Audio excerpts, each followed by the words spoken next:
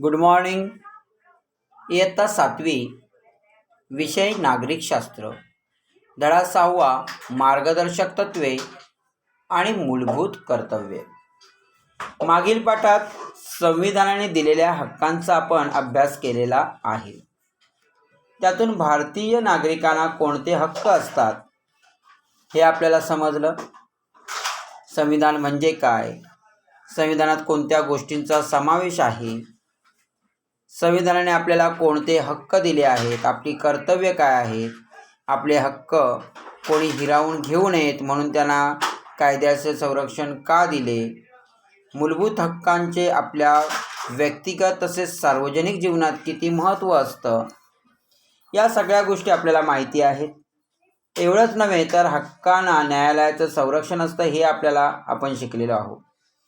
मूलभूत हक्कांचे आपल्या व्यक्तिगत आणि सार्वजनिक जीवनात महत्त्व लक्षात आलं आणि या पार्श्वभूमीवर आपण मार्गदर्शक तत्त्वे म्हणजे काय हे आपण समजून घेऊया. उद्दिष्ट पूर्तीसाठी शासनाने कोणत्या उपाययोजना कराव्यात याबाबत ज्या सूचना संविधानाने दिलेल्या आहेत त्या सूचनांनाच मार्गदर्शक तत्त्वे असे म्हणतात. या हक्कांमुळे शासनाच्या काही अधिकारांवरती निर्बंध येतात. शासनाच्या अधिकारांवरील काही निर्बंध जे आहेत ते आपण लक्षात घेतले तर त्यातील खाली काही सूची आहेत त्या वाचल्या म्हणजे आपल्याला लक्षात येईल की कोणते निर्बंध असतात. उदाहरण जर पाहायचं म्हटलं तर शासनाने नागरिकांमध्ये जात, धर्म, वंश, भाषा व लिंग या आधारावरती भेदभाव करू नये असं या ठिकाणी सांगितलेलं आहे.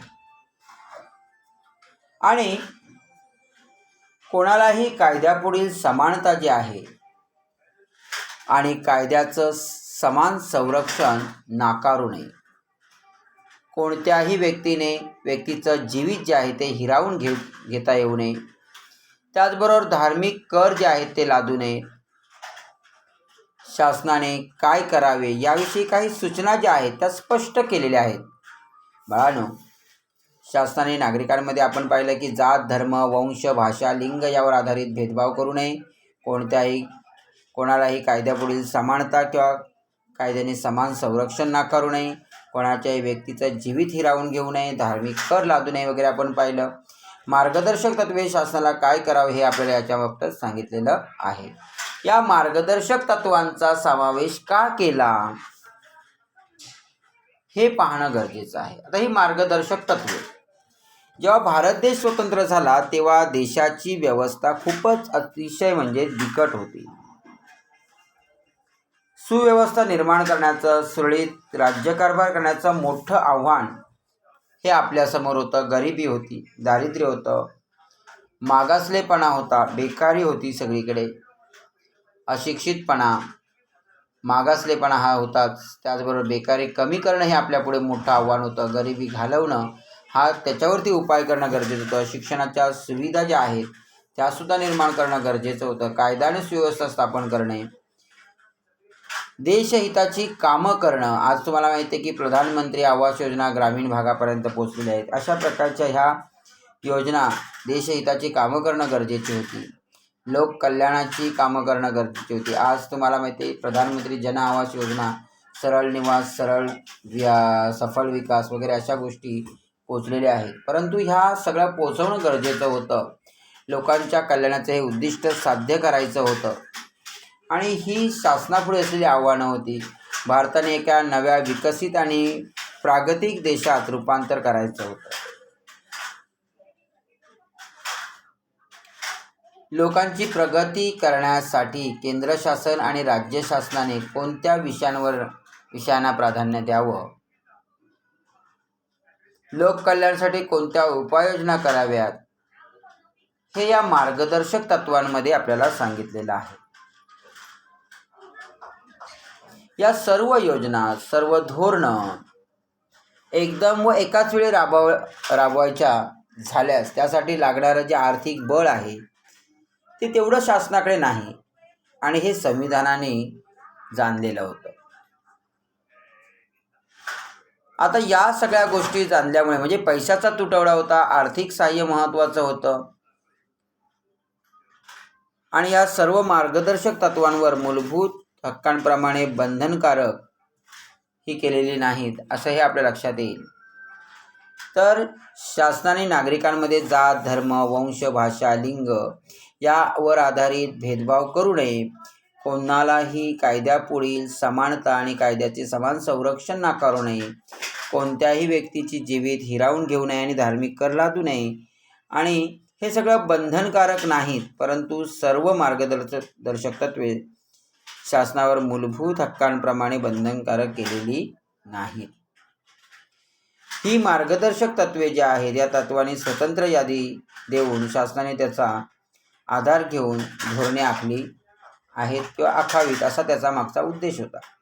तसंच हळूहळू पण ठामपणे त्यांची अंमलबजावणी करावी अशी याच्या मागची अपेक्षा व्यक्त केलेली होती. आता काही मार्गदर्शक तत्वांची काही महत्त्वाची मार्गदर्शक जी तत्व आहेत ती आपण बघणार आहोत. बाळांनो, आपण काही मार्गदर्शक तत्वे पाहणार आहोत ते आपण बघूया. की शासनाने उपजीविकेचं साधन सर्वांना उपलब्ध करून द्यावं, स्त्री पुरुष असा भेदभाव त्यांच्यामध्ये करू नये. शासनाने उपजीविकेचे साधन सर्वांना उपलब्ध केल्यानंतर स्त्री पुरुष भेदभाव न करता शासनाने या अशा प्रकारच्या सगळ्या सुविधा त्यांना उपलब्ध करून दिल्या पाहिजेत. म्हणजेच उपजीविकेचे साधन उपलब्ध करून देणं आणि प्रत्यक्ष हाताला काही ना काहीतरी काम मिळवून देणं हा त्यामागचा उद्देश होता.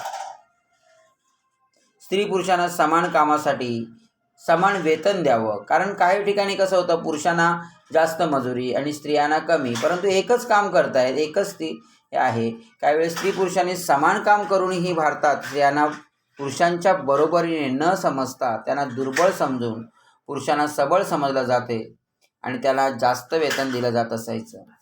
आणि त्यामुळे हे एक वेगळ्या प्रकारचं म्हणजे मानवी दृष्टिकोनातून विचार केला तर त्याच्यामध्ये विषमता दिसून येते.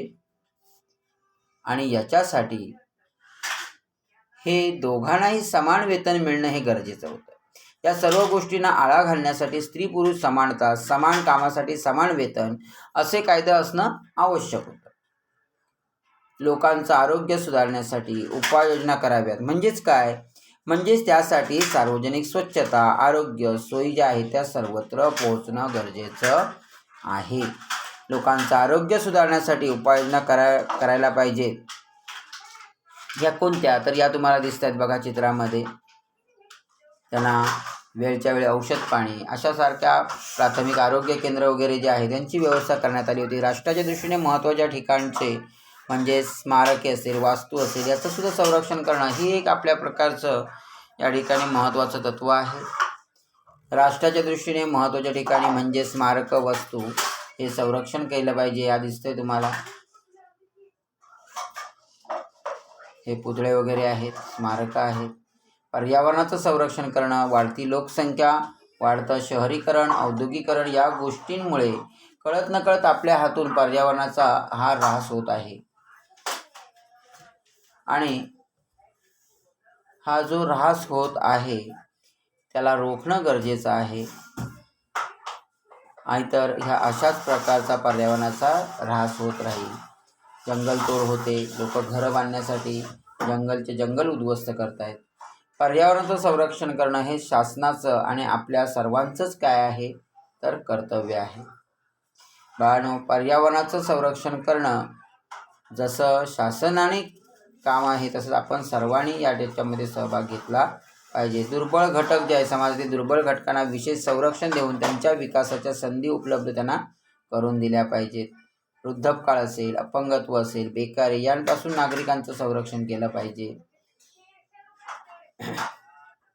शिवाय बेकारी यांच्यापासून सुद्धा आपण किंवा बेरोजगारी या नागरिकांचं संरक्षण केलं पाहिजे. आणि भारतातील सर्व नागरिकांसाठी समान नागरी कायदा असला पाहिजे. भारतातील सर्वांना समान कायदा लागू केल्यामुळे काय होईल बघा. मार्गदर्शक तत्वांमध्ये आपण पाहिलं की उपजीविकेचे साधनं, समान वेतन, आरोग्य सुधारणे, वास्तू यांचं संरक्षण, पर्यावरणाचं संरक्षण, दुर्बळ घटकांना संरक्षण, नागरिकांचं संरक्षण, समान नागरी कायदा, या सगळ्या आपण 8 मुद्दे आपण पाहिलेले आहेत. या सर्व मार्गदर्शक तत्वांचा विचार केल्यास असं दिसून येतं की या सर्वांमध्ये नागरिकांचं हित लक्षात घेऊन मार्गदर्शक तत्वे ही राबवण्यात आलेली आहेत. त्याच्यामध्ये मूलभूत हक्क आणि मार्गदर्शक तत्वे हे लोकशाही संवर्धनासाठी महत्त्वाचे घटक आहेत, हे लक्षात घ्या. मूलभूत हक्कांचं नागरिकांना आवश्यक ते स्वातंत्र्य मिळतं, त्यांच्या कौशल्यांचा विकास होतो. मूलभूत हक्कांमुळे नागरिक आवश्यक ते स्वतंत्र मिळतं आणि त्याचबरोबर काय सांगितलं, कौशल्यांचा विकास होतो. म्हणजे यासाठी हे मूलभूत तत्व जे आहेत हे आपणं महत्त्वाचे आहेत. मार्गदर्शक तत्वांमुळे शासनावर निर्बंध घालून लोकशाही रुजवण्यास आपण मदत होते. मार्गदर्शक तत्वांचा आवाका बघता एखादं मार्गदर्शक तत्व शासनाने राबवलं नाही म्हणून आपण न्यायालयात जाऊ शकत नाही. म्हणजे बंधनकारक नाही, तसं शासनाने ते करणं गरजेचं आहे, परंतु आपण त्याच्यासाठी न्याय मागण्यासाठी न्यायालयात जाऊ शकत नाही. आलं का लक्षात? तर परंतु मार्गदर्शक तत्वे राबवण्याचा आपण आग्रह मात्र काय करू शकतो, धरू शकतो. शासनाने विद्यार्थ्यांसाठी बऱ्याच योजना राबवल्या आहेत, पण तरीही अजूनही काही गरजू मुले आहेत ती शिक्षणापासून आजही काय आहेत, तर ती वंचित आहेत. आजही बेरोजगारी, वेठबिगारी अशा कामात आहेत. गरजू विद्यार्थी त्यांना आरक्षण मिळणं गरजेचं आहे. शासनाने सर्व विद्यार्थ्यांना जात पाहून आरक्षण न देता फक्त आर्थिक निकषांवरती आरक्षण दिलं पाहिजे, हे आपण लक्षात घेतलं पाहिजे. आणि त्यामुळे जी मुलं खरोखरच शिक्षण घेऊ शकत नाही त्यांना शिक्षणाच्या संधी काय होतील, उपलब्ध होतील. आणि ह्या सगळ्या ज्या गोष्टी आहेत त्या आपण महत्त्वाच्या गोष्टी आहेत आणि त्या लक्षात घेतल्या पाहिजे. एवढं आपण इथे थांबूया. बाकीचा भाग जो आहे तो पुढच्या वेळेला आपण बघणार आहोत. ओके.